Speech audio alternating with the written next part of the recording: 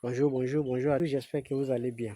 Voyez-vous, vous voyez, à travers le monde, à travers la planète même, les Noirs sont de plus en plus menacés partout. Même au sein du continent, ils sont menacés. Les Noirs sont menacés partout, ils sont détestés partout, dans quasiment tous les pays au monde, ils sont détestés. C'est normal parce que le respect, ça se mérite. Quand tu ne prouves pas que tu es quelqu'un de responsable, c'est normal qu'on ne puisse pas te respecter. Vous voyez, parce que les Noirs, c'est la seule race qui n'a pas de rancœur. C'est la seule race qui n'a pas intégré dans sa tête l'idée de la vengeance. Les Noirs ne connaissent pas ça. Parce que quand vous arrivez en Afrique du Sud, c'est toujours les Blancs qui contrôlent l'économie. Et pourtant, les Noirs, ils ont le pouvoir. Si c'était les Blancs qui étaient dans cette situation-là, je vous ai dit, ils allaient arroser les Noirs le même jour. Ils allaient mettre les mécanismes pour finir avec les Noirs. Mais les Noirs, ils n'ont pas ça. Ce n'est pas dans leur ADN. Tous les Arabes qui chassent les Blancs, je vous rappelle qu'il y a plein de Libanais, Marocains, tous ils sont ici pour le business en Afrique. Ils ne sont pas inquiétés. Mais les Noirs, ils sont méprisés, malmenés, maltraités chez eux. Les Noirs ne se vengent pas. Les Blancs qui nous colonisent depuis, ils nous font souffrir tous les jours. Même chez nous en Afrique, ils nous font souffrir. Les Noirs ne se vengent pas. Le Noir, c'est la seule race au monde qui ne connaît pas la vengeance. Je me suis demandé pourquoi. Est-ce que c'est un problème de mentalité? Non, parce que dans la vie, quand tu te sens toujours inférieur, tu as du mal à prendre des initiatives sur un certain nombre de choses. Regarde, le monde est en train de s'organiser. Le monde est en train de s'organiser. Je vais vous prendre un exemple simple. Quand vous allez en Afrique du Sud, Julius Malema, l'opposant sud-africain qui remplit les stades avec le rouge. Je vous dis, si ce monsieur arrive au pouvoir et qu'il impose de récupérer le pouvoir économique d'Afrique du Sud détenu aujourd'hui par les colons, je vous avoue, si ce n'est pas lui qui s'est déstabilisé, c'est tout le pays qui va être déstabilisé.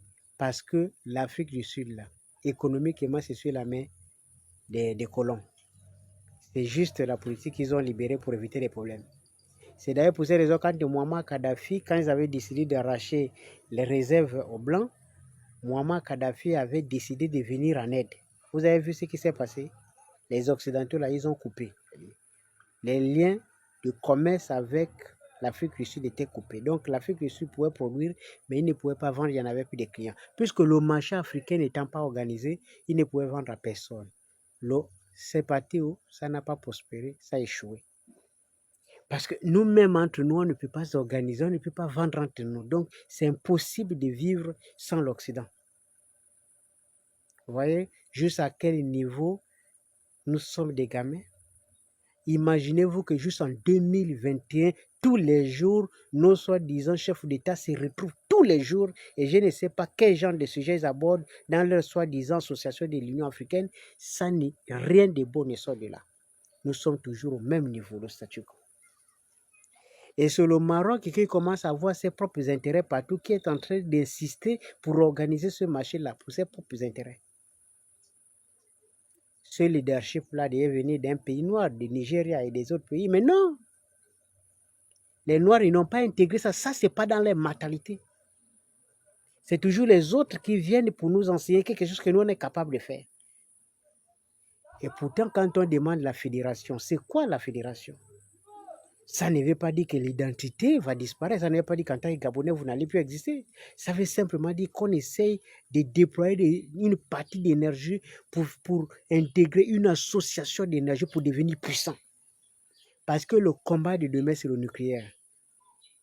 Un pays qui n'a pas le nucléaire ne peut pas décider. On décide pour vous. Si aujourd'hui on a peur de Poutine, on a peur de la Corée du Nord, on a peur des autres pays, c'est parce qu'ils ont la bombe. Et c'est pour cette raison que si on est en fédération, on va monter en puissance. Et nous allons forcément avoir les bombes et tout le reste. Et là, on peut compétir avec les autres. On peut imposer. Mais quand vous demandez avoir un siège avec veto, mais votre veto va dire quoi? Si on décide de malgré votre veto de vous attaquer, vous allez faire quoi? On n'a rien. Au lieu de nous préparer sérieusement, de nous mettre ensemble, de de renforcer nos liens, de créer une force unique pour en fait de permettre au continent d'aller de l'avant. Tout ce qu'on a fait, c'est la contradiction entre nous. Oh, le Mali ne sont pas prêts. Oh, il ne fallait pas engager comme ça. Oh, il fallait entendre les conditions ne sont pas réunies. C'est toujours le même discours. Depuis 1960, on tient le même discours, juste aujourd'hui. Je pense que ce qui nous arrive, on mérite cela. Mais moi, la question qui me vient à l'esprit, c'est de savoir, est-ce que ça touche même nos dirigeants? Quand on chasse les Noirs, par exemple, en Tunisie, est-ce que ça les touche? Est-ce qu'un jour, un gars comme Macky Sall peut se mettre sur sa terrasse et puis prendre un petit café puis réfléchir, dire, mais mon Dieu, quand même, monsieur le président appelle son homologue de Tunisie pour dire, mais qu'est-ce qui se passe là-bas? Non, moi je ne veux plus voir des Noirs. Et pourtant, lui-même, il est noir. Est-ce qu'ils imaginent un seul instant? Est-ce qu'ils essayent de réfléchir? Je ne pense pas. Je ne pense pas que ça les embête. Peut-être qu'ils se disent, bon, écoute, ceux qui sont là-bas ne sont pas mes enfants. Moi, mes enfants, moi, ils sont en Europe, ils sont en Belgique, ils sont aux États-Unis. Bon, c'est une histoire des enfants des pauvres qui partent là-bas pour chercher à aller traverser, pour aller immigrer. Donc, ce n'est pas mon problème. Pauvre Afrique. Quelle misère, quelle souffrance. Comment faire pour sortir de là, Seigneur? Que faire?